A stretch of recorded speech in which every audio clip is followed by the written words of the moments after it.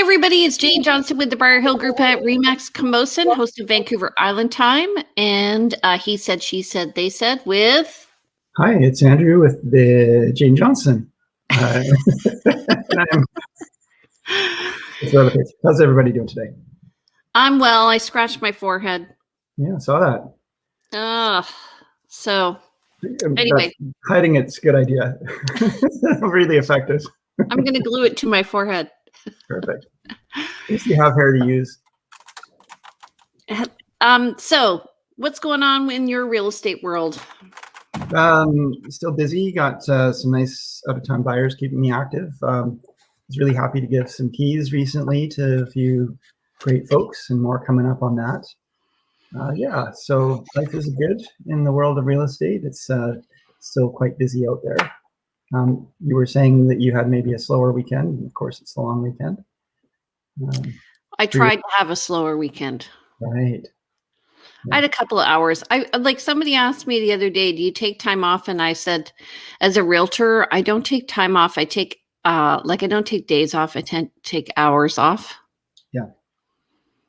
Yeah. I mean, we just tend to work when there's work. And then when there's not work, we coast for a bit and try to do what we can with our time at that point. That's what I do. I mean, fill in the blanks. I did laundry. Good for you. Yeah. Yesterday I did the same, 3 loads. Yeah. So today is the first Monday of the month. So it's Stats Day. It's Stats Day. Fireworks. So exciting. So exciting. I thought we could go over what the stats are. So I'm going to add them to the stream here. I'm going to press play.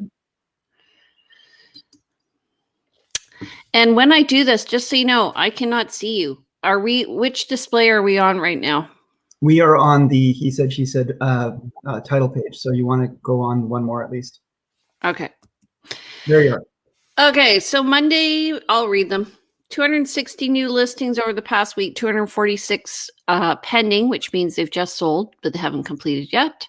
Price decrease is 34. And I have seen a few of those lately, real time. Yeah. Price increase is 9. Those are sellers who I think are a bit, they're thinking, oh my God, we listed too low. We're getting too many showings.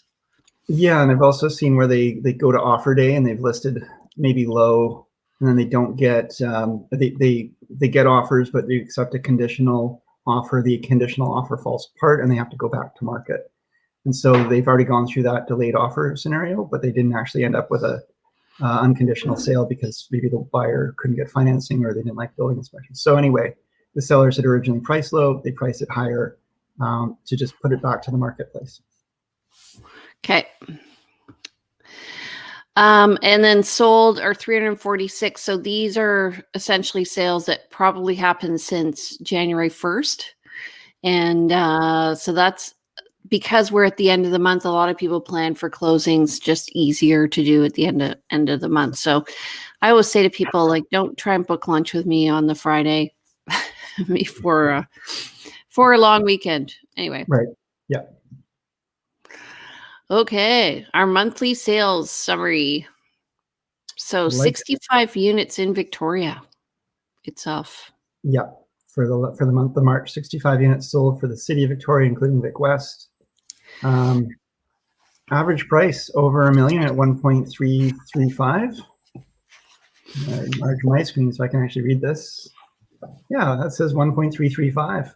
That's quite an average for our little city. And then Oak Bay has been bucking, Oak Bay is about 500,000 more on average if you want to buy in Oak Bay.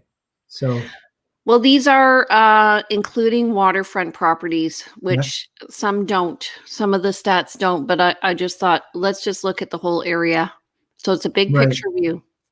Right. Still, though, if you look at the median prices, 1.150 for City of Victoria, 1.654 for Oak Bay. That's not what I'm seeing in Oak Bay is, I wouldn't say exactly average homes, but older, beautiful, your typical Oak Bay home on a nice street in Oak Bay. That's around the price point I'm seeing. And we've been talking also about Esquimalt being a great area. So you can see here the median price has gone up. It's still cheaper to live in Esquimalt. It's at $991 compared to $869 a 6-month average. So it's going up. And then View Royal is also up. So I had a listing in View Royal recently. We listed at $849 and ended up selling $975. I think View Royal is an underappreciated area, and it's ripe for a rise. It's in between, geographically, it's in between the city of Victoria and the West Shore, where Langford Colwood is, and those are booming areas as well. So as all these areas increase, I think View Royal, which has some beautiful waterfront and some mix of areas, should do really well. So Saanich East is our biggest area geographically and busiest area. So and its median price is close to where Victoria Vic West is at $1,190,000. What do you mean by busiest area?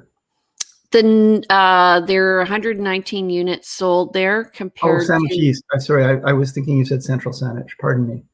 Okay. That's okay. You asked that very politely. Appreciate it. Saanich West is more rural, and so acreages. Median price there is $925. I always find it interesting to look at average versus median. So the average will tell us if there are many high or lower end properties. The median is the middle property. Central Saanich. Do you do a lot of business there? I've been doing more business there. I've got a listing coming up out that way. I like Central Saanich. I think it's in terms of options versus the West Shore, it's a little bit more rural still. It's got more ALR around it. So some larger properties. I think it's underappreciated. It doesn't have the center in terms of infrastructure that the West Shore does, but in terms of distance from Victoria and proximity to amenities of Victoria, it's a great option. Yeah, I just was working with some buyers who had originally come in. They wanted to live in the specific area of Saanich East, and they had their eyes set on Broadmead. And then we ended up finding them a place in Brentwood Bay, and they love it. And I think it's a really great area. I do think it will upgrade over time. I'm not going to say gentrify because I got called to the carpet for saying that, but I do think like the downtown Brentwood area could be improved upon. But I love it. I love that small town feeling there.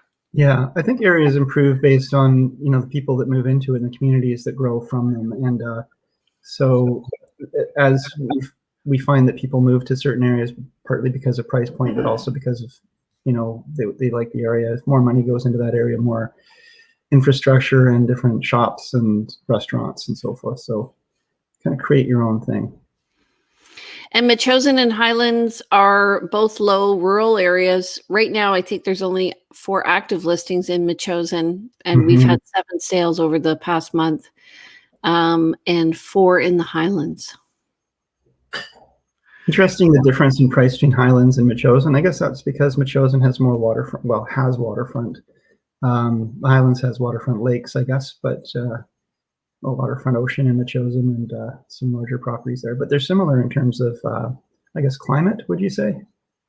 Well, I live out in Metchosin. I would say it has more arable land and it's more open than the Highlands. Highlands is more. It got more trees, and there are lakes, so waterfront is different up there. Yeah. It's called the Highlands for a reason. It's a little bit higher up, but it's in between a lot of centers, and yet to get in and out of the Highlands and Metchosin means a lot of windy roads and so on. Yeah, and one of 2 roads in both cases, right? Yeah. So Souk has been doing really well. They're at 38 units last month at an average of $770. So if you're looking to save some money, Souk is the way to go. I used to teach out in Souk at Edward Milne. It has definitely changed in the 16 years since I was there. Yep. And but I mean, I've been showing a lot of properties. I just helped a client buy a property out there. and we got an awesome deal. And actually, the price we ended up with $775. So Nice. right on the money. There you go. There you go. Yeah. So Machosen, the median price is $770. The average is $874, $772. At $770, that's less than half the price of a house in Oak Bay.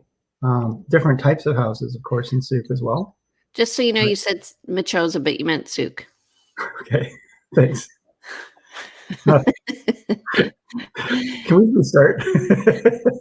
Okay, in Souk, true. So if you would pay literally half the price to go to Souk, and you would have a completely different lifestyle. It's very wild, and you have easy access to trails and stuff in Souk compared to Oak Bay. It's a different lifestyle.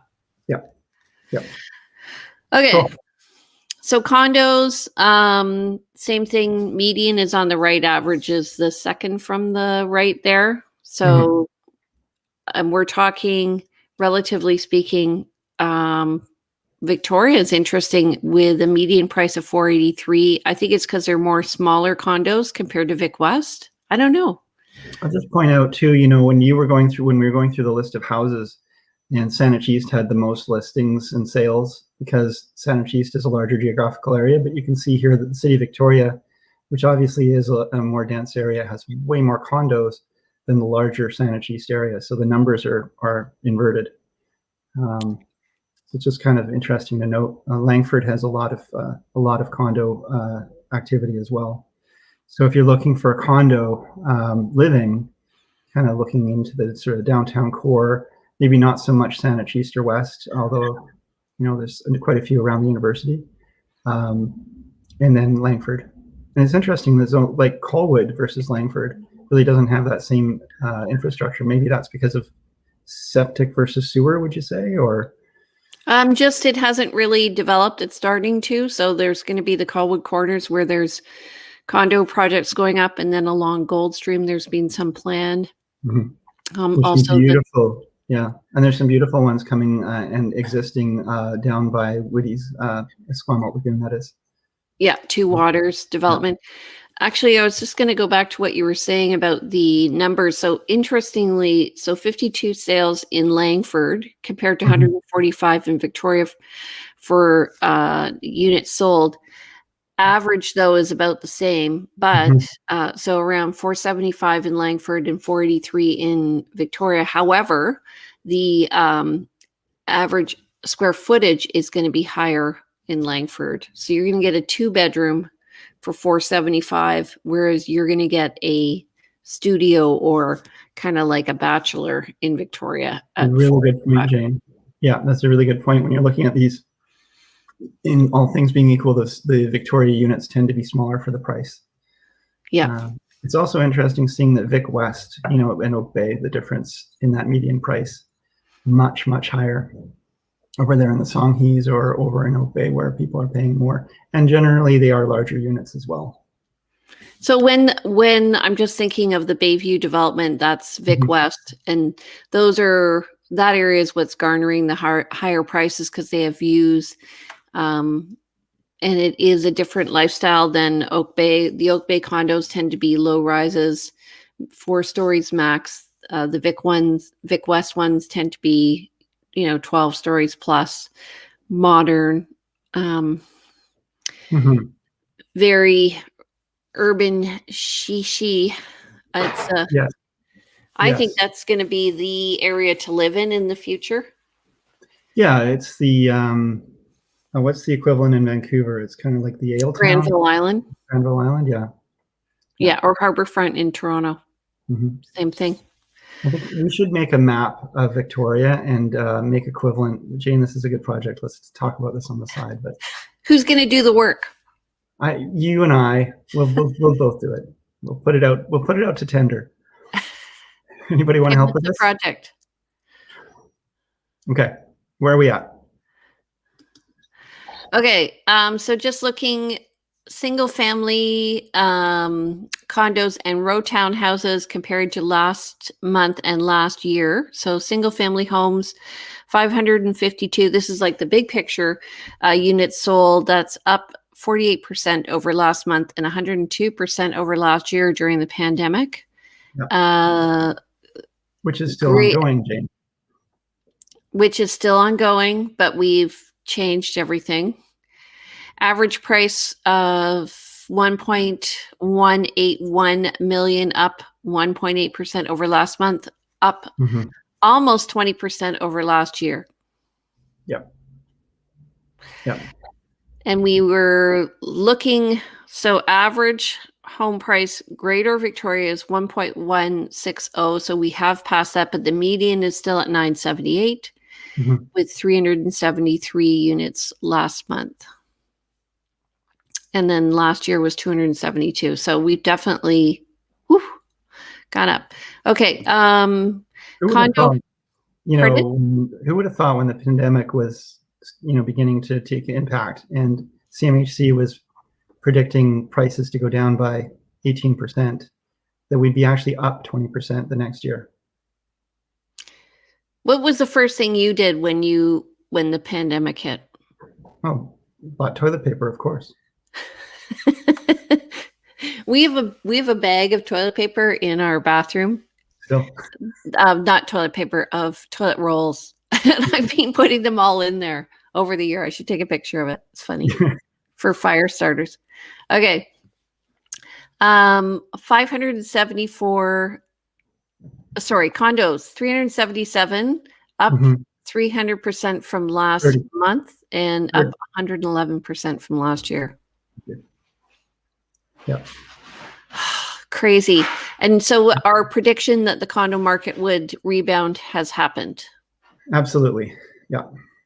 And townhouses are also, hitting that mark as well. They're going to be, they're a great option and alternative to those houses that people are finding unaffordable. Yeah. And then row townhouses, 140, up 37.3%, up 79.5% compared to last year. Average price is 684, and that is up 15% over last year. And basically even from last month. Yeah. Okay, let's go to the next one.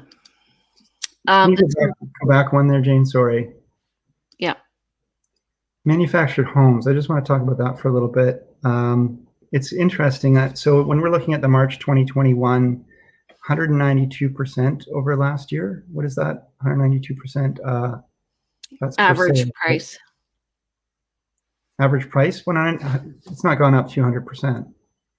Where's our average price? Oh, average price 299, or median 299 versus. Oh, sorry. I've been feeling like manufactured homes are, in this, when there's a dearth of available housing, that they're also ripe for an increase in value. They're a very different form of ownership and not a great one and very difficult to finance, but you often get elderly people with cash buying those. Yeah, they've sold out of other properties. They want to have some cash for retirement. They can't afford a home in Victoria, but they have family here. So maybe they're going to buy a manufactured home. And the reason why they're hard to finance is not because they're a manufactured home. It's because they are on leased land usually. And so the bank doesn't finance if you don't own the land. Yeah, not a great investment for the bank in terms of getting their money back. Yeah. So I did have a client looking at these, and we ended up writing on a couple of units. We found a great location, terrible unit. Then we found a great unit, terrible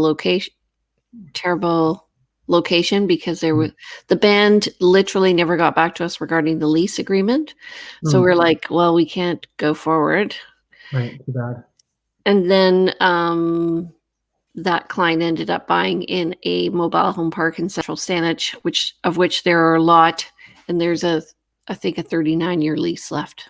Okay. So, yeah. If anyone is interested in manufactured homes, it's a very unique animal, and there's, the question of whether there's an annual lease like a manufactured home, or is it on leased land where you've got a longer lease like 29 years or 99 years. There are some townhouses where that's a situation, or there's also manufactured homes that actually are cooperatively owned by a corporation and you're buying a share in that corporation, you have a better form of ownership. Or there's also ones like Summergate Village where you actually are buying bare land. There's a mobile home on it, and there's amenities, and that would be, I mean, that one would be financeable, and it's one of the better forms of ownership. It's a great option. So if anyone's ever thinking of mobile homes, talk to Jane, because I don't do mobile homes. Do you do mobile homes, Jane? No, not usually. I did it as a favor, and then it's just not my forte. I would say I actually ended up passing it to a specialist. Yeah. So we're both happy to talk to anyone about mobile homes. We would probably then help connect you up with someone who is a specialist in mobile homes, because they are very specialized. So I just want to go to the bottom line here. The total number of listings is 1,310, and we have 1,400 realtors in Victoria. Yeah. So that's scary.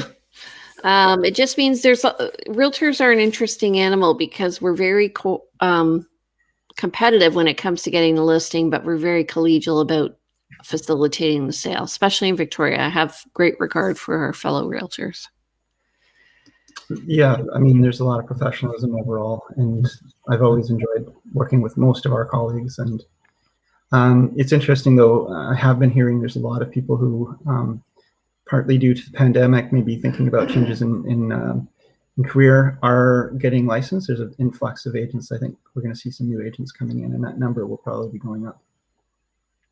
So I just want to look at this and look at, I know most people can't see the numbers, but if you look down here, this is $700,000. So when Andrew and I got into real estate, the average price was $399. Do you remember that? Yep. Oh yeah. And then this is close to downtown, and this is as we're going out of town. So you can see there's a trend of prices being lower. We saw that earlier in areas outside of the core. And that's because it's just less convenient. But we are finding, like, for instance, here in Souk, 20 homes year to date sold in Souk. And that's significant. That's up there, I think, way over what it used to be. And then you can see where the spread is of all the activity. So in the Saanich East area, you're seeing quite a large spread between 1.349 million and down to 800,000. And in if you look at Colwood, you know, we're seeing the spread from 949 to 700,000. So it's just different. Mm-hmm. So when you're searching in an area with a realtor, you're going to say, okay, well, you want to look at this graph because you want to see where the activity is happening. So if you're looking at a property that's a really beautiful property, and it's in Saanich East and it's $650,000, like, to me, that's a no-brainer. Yep, I'm going to buy that because it's likely to go up in value. Okay, condos. You want to talk about this one? Sure. So I guess I can't move the cursor. Okay, I can move it.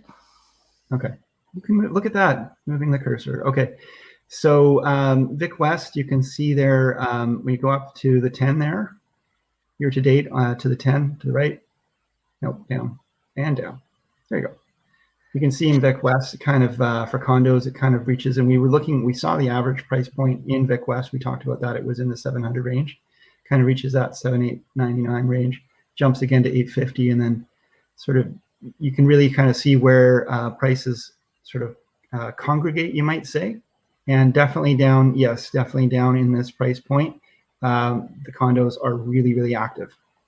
So, you know, what's interesting, actually, again, that Oak Bay, not so many condos. When you go to these other columns, it's really Victoria is the center for any kind of condo activity. You've got Saanich East, of course, and again, when you look at that list, the price points around 500,000. Got some activity, and then down below, the real activity is in the 499. You know, 400 to 499 range. So, yeah. And same thing in Langford, what you were saying earlier. We're just seeing where the numbers are exactly. and what I kind of find, Jane, and I don't, maybe you can agree or disagree, but I find prices kind of, they go up and up and up, and they kind of reach points where they kind of hit and they sort of stick for a little while. They reach a point where people don't want to go beyond, whether that's like for a 2-bed, 2-bath condo, maybe that's 500,000.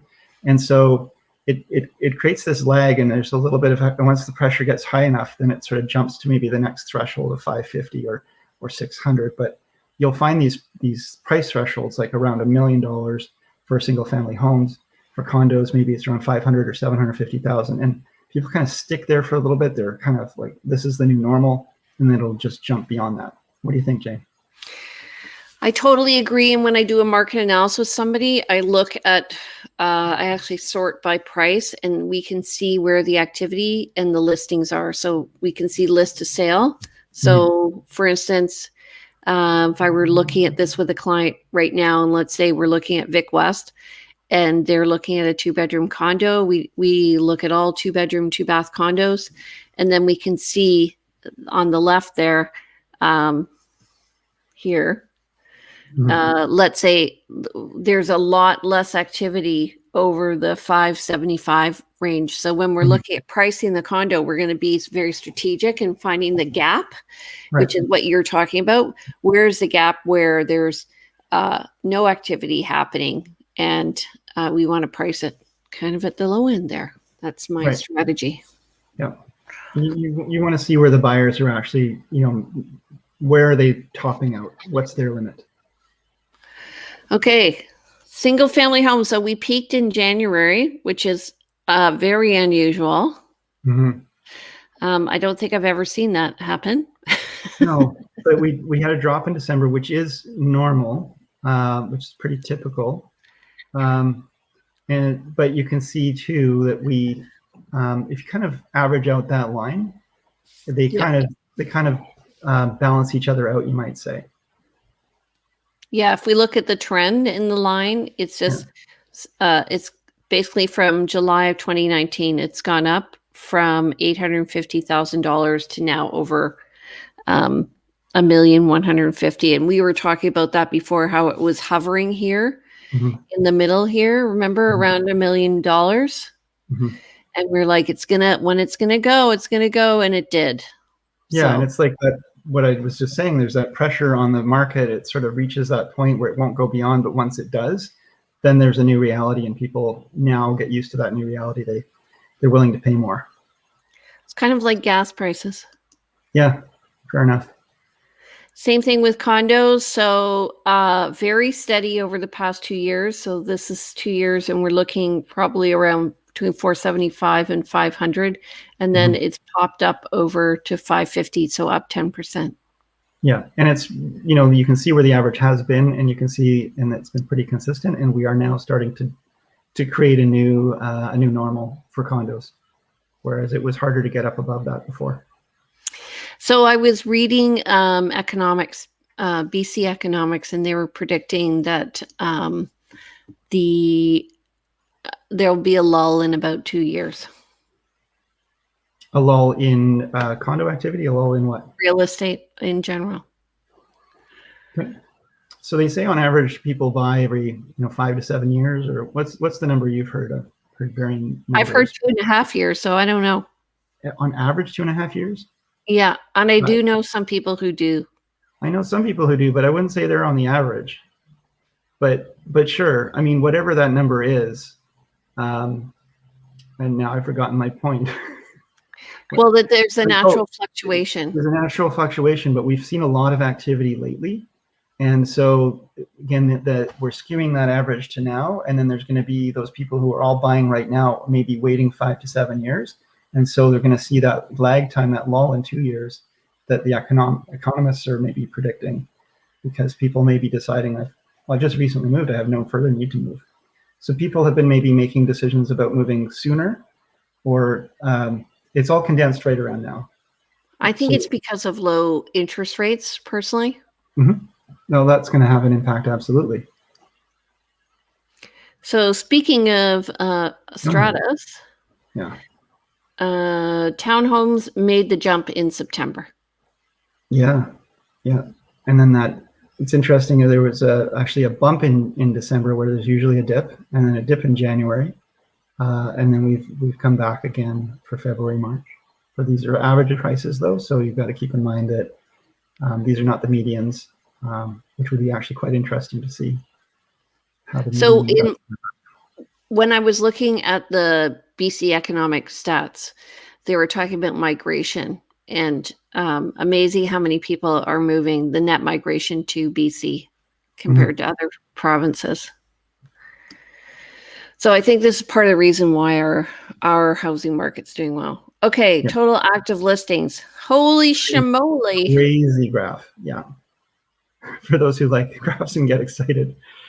So a normal year has this big curve to it where it ramps up for the spring and then it sort of reaches the peak in just early summer and then plateaus and then starts to go down. You might have a bit of a bump in the fall and then it goes down into the winter and then it starts again. But look at this year. It's flatlined. I love these graphs because I really feel we need to be looking back 2 years. So this gives us the visual, the last few graphs of the last 2 years. Yeah. So awesome. Yeah. And I have buyers right now, thank goodness for delayed offers because we can go out and take our time and actually see a place. But when we got into the market, I remember thinking how fast everybody had to act. And then it slowed down. So, okay, total new listings over sales.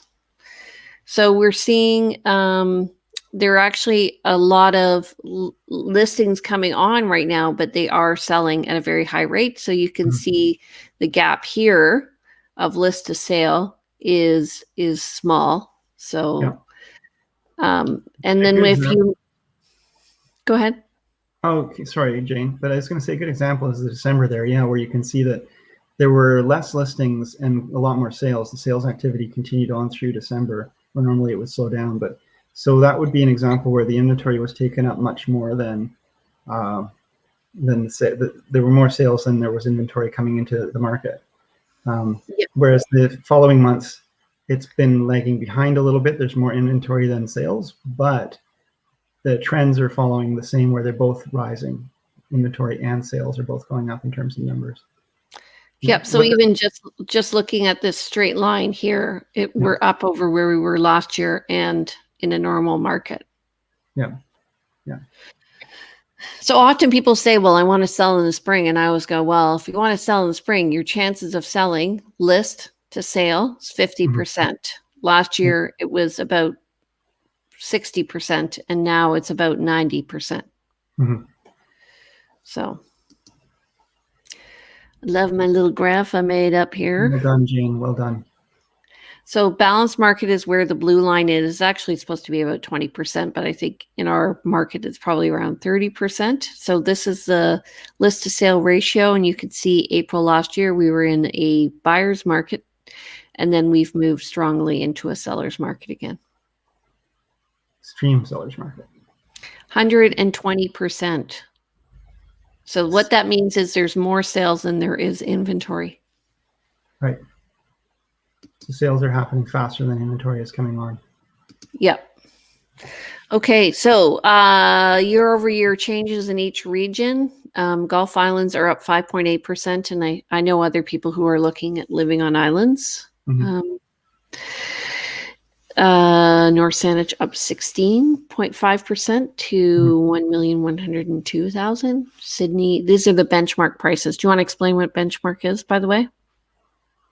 So the benchmark is based on, if you ever heard the consumer price index numbers that the government produces, they take a basket of goods and they say this is what an average basket of goods costs.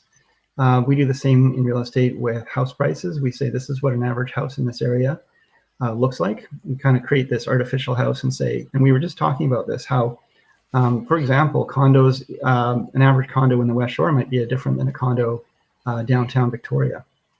And so we sort of create this artificial benchmark home, and then we track what that value would do over time based on different taking into account different adjustments that happen. But so what we're doing here is we have these artificial homes, just like that basket of goods, and saying, what would this have done over time? Yeah. So for a single family home, it would be like 3 bedrooms, 2 baths, double car garage. Or single car garage.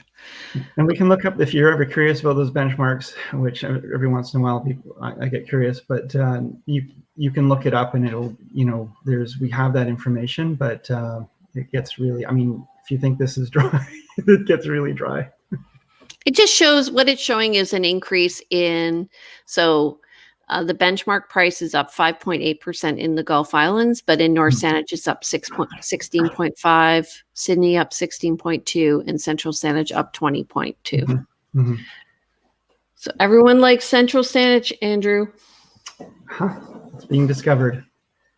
And then Saanich East is up 10.4, Saanich West up 10.7, View Royal up 7.1, Esquimalt up 9.4. Vic West up 10.5, Victoria up 10.6, and Oak Bay up 9.8. Interesting. It's only up 9.8 in Oak Bay, and yet the prices are so high. But, if they're going up on average and they were already higher, it makes sense. They're just proportionally always going to remain the same. Interesting that Oak Bay is, again, so much a different price than some other areas. Yeah. Okay, in the West Shore, up 14% in Souk, up 20% in the Highlands.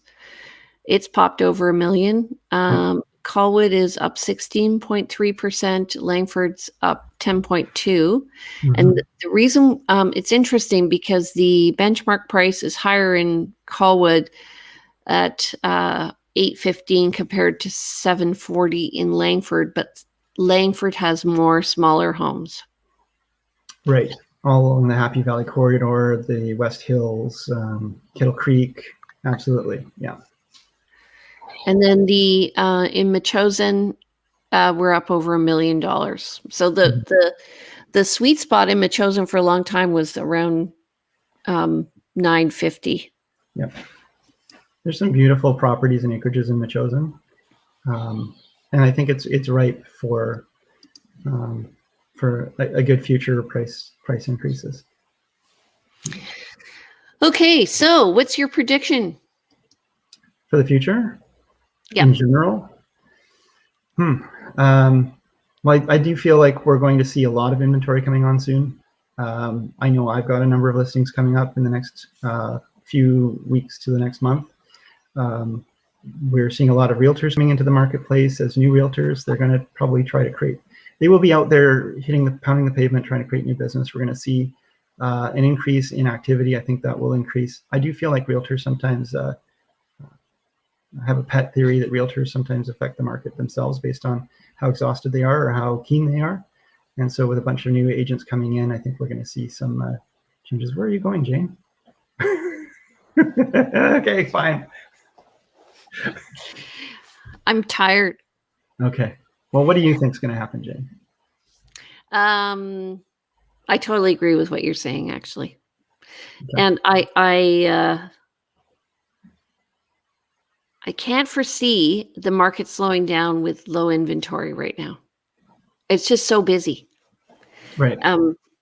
That being said, what'll happen is once people start listing higher, exactly what you were saying, and they reach that cusp, which is the next level, that's when people will be going, you know what? I don't have the nerve for this. So agents will have to be really sensitive on pricing, I think. Yeah, we've seen this in past markets where buyers tap out. They just say, that's it, I'm done. I'm going to wait and see if the market, and they're not always seeing what we're seeing, or they are seeing what we're seeing, but hope springs eternal. And I've not seen really a market crash in Victoria, but there's a lot of people who will say, you know what, prices are nuts. I feel like interest rates are going to go up and people won't be able to afford the homes. They'll have to leave the homes and we're going to see this big housing market crash. And so I'm going to tap out and I'm going to wait a few years and then I'll come back when I've saved up some more money and prices are better. And I don't find prices tend to get better. I find that, if you can afford to buy, the best time to buy is when you can afford to buy. The people I've seen do well are the people who have bought and held. over the years. But that being said, the reality is that's not what most buyers do when we start to see the market change. Is they say, I'm tired of this. I'm going to opt out and I'm going to wait. And the market does slow down, but it doesn't. It tends to plateau at that point. You're now in the past while, I think it maybe has gone down 10%, but then it just rebounds up higher, Yeah. like we saw, over the past 2 years. So, Yeah. and I literally am working with people who are being priced out of the market as we are buying. Yeah. And so I always say, like, if you're going to do a preemptive or a bully offer, if the list price is here and you want to do a preemptive offer, the seller is saying delayed offers because they want a higher price. So to come in lower, or even at asking, you're not going to get the bully offer. To come in a little higher, it's going to happen. And so, I mean, it's hard for everybody right now. It's hard. This is where experience does make a big difference. I found that when a newer agent is managing a multiple offer situation, they're not always sure how to do it. They don't always know how to handle an offer that comes in advance, and they may just not, unfortunately, give their clients the best advice around maybe they should wait. And so I've seen, and this just where people working with experienced agents both have the protection and they also have the advantage of, the knowledge and understanding, whereas a newer agent may not know how to handle these situations and therefore may guide their clients in ways that are not in their best interest, but does help the more experienced agent help their clients with that buy.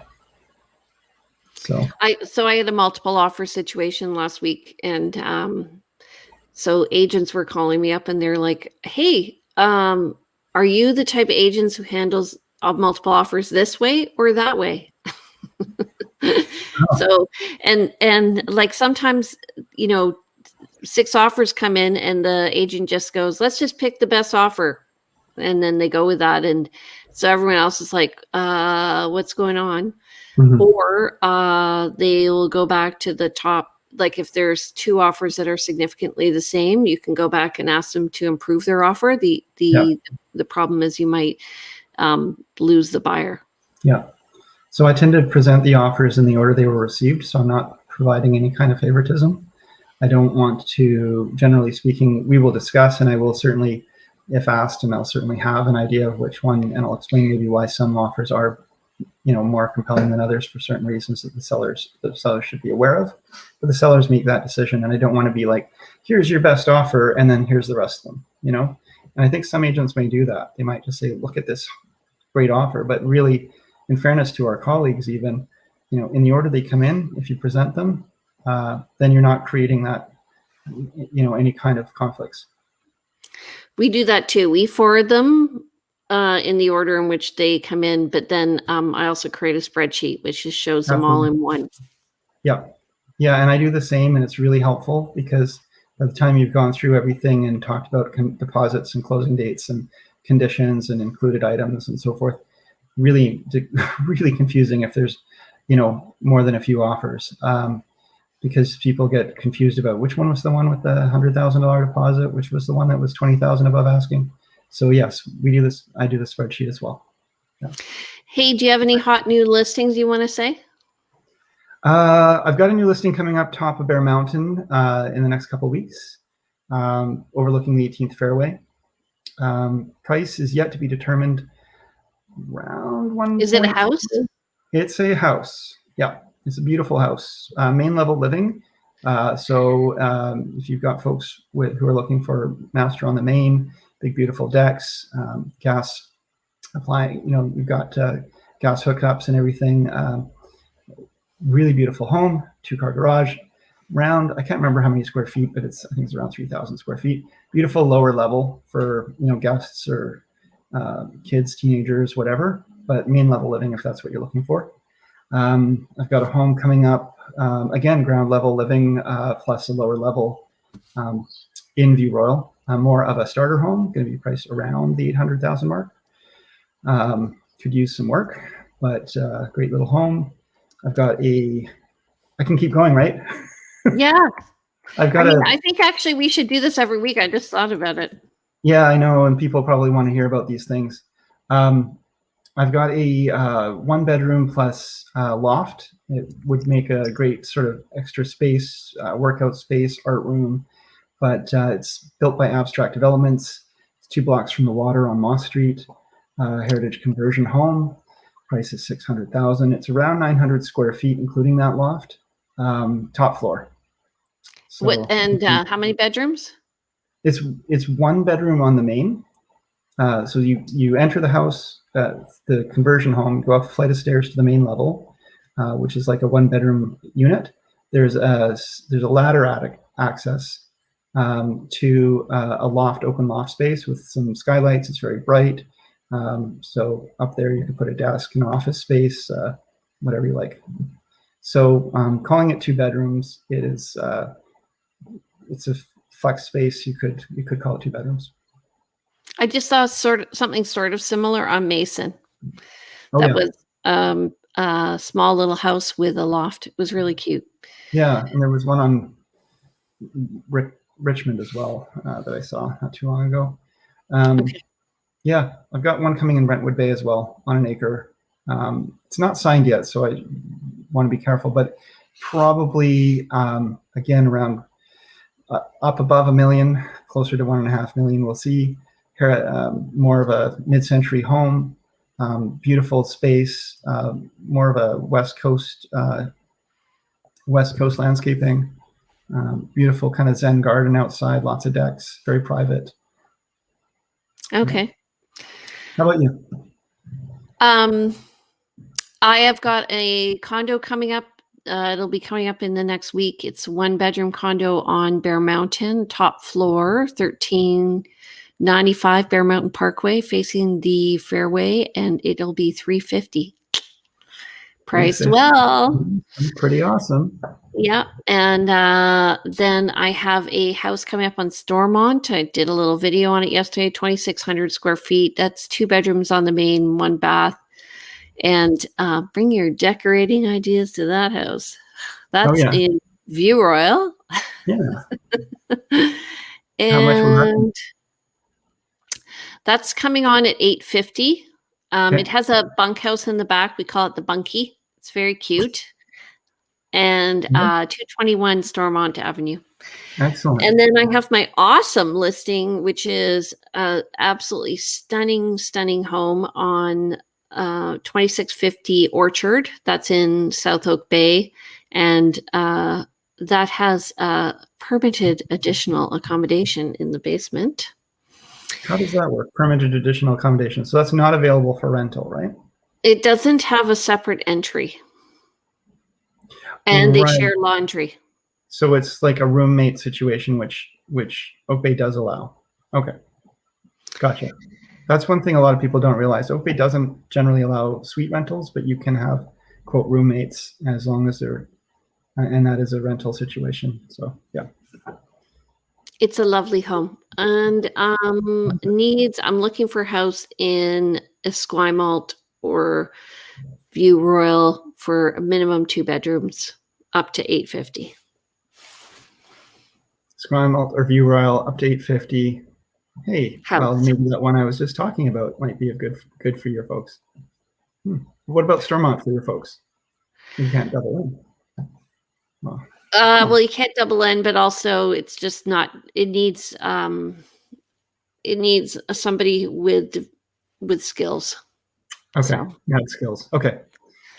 Do you want to talk? I mean, it's getting long, and I'm not sure if people are still around. But do you want to talk about buyer needs? Because we maybe have somebody who's sitting here watching us, thinking, I might be thinking about selling my house, but I'm not sure. Sure. Yeah. Okay.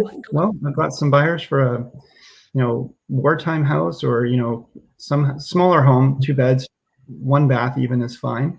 Up to maybe 900,000, but 800,000 in that price point for like a smaller, just starter home. Nice shape. We've looked at stuff anywhere from 600,000, which does exist, but it's really nuts. Up to 900,000. And these folks don't mind doing a little bit of work and just being in a nice neighborhood. So got that. Got some folks who are got a guy looking for some really nice waterfront home, but maybe in Willis Point where the speculation tax isn't applicable. So there's that. I've got, let's see here.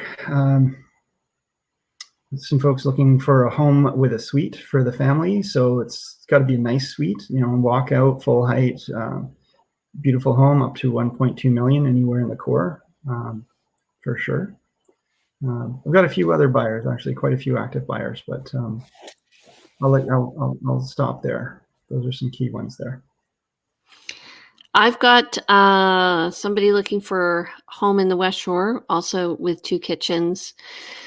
And they would like it's 2 groups moving in together, and they're friends, so they don't want separate accommodation. They want a stairway between the 2. Believe it or not, it's kind of hard to find right now.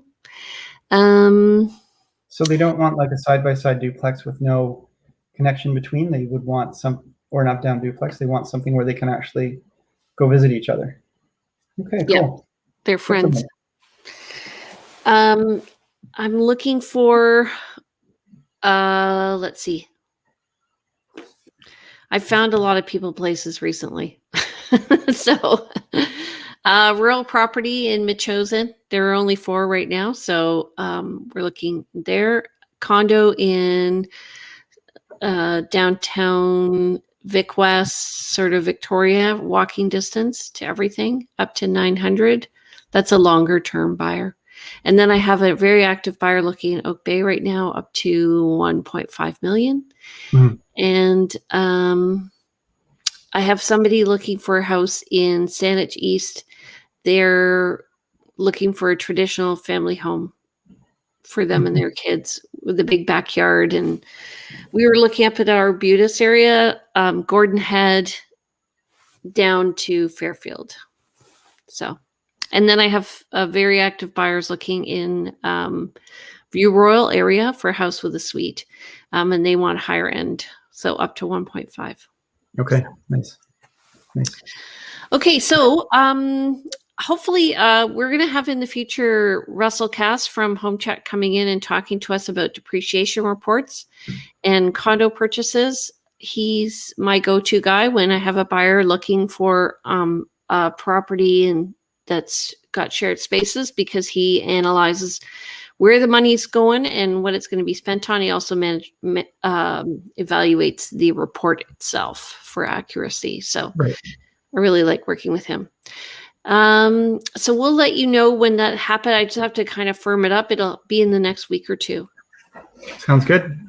And okay. So we don't have a topic necessarily for next week, but we'll be here talking. Yeah, we'll see you. We're here every Monday morning, so please subscribe if you're interested in learning more about real estate in Victoria.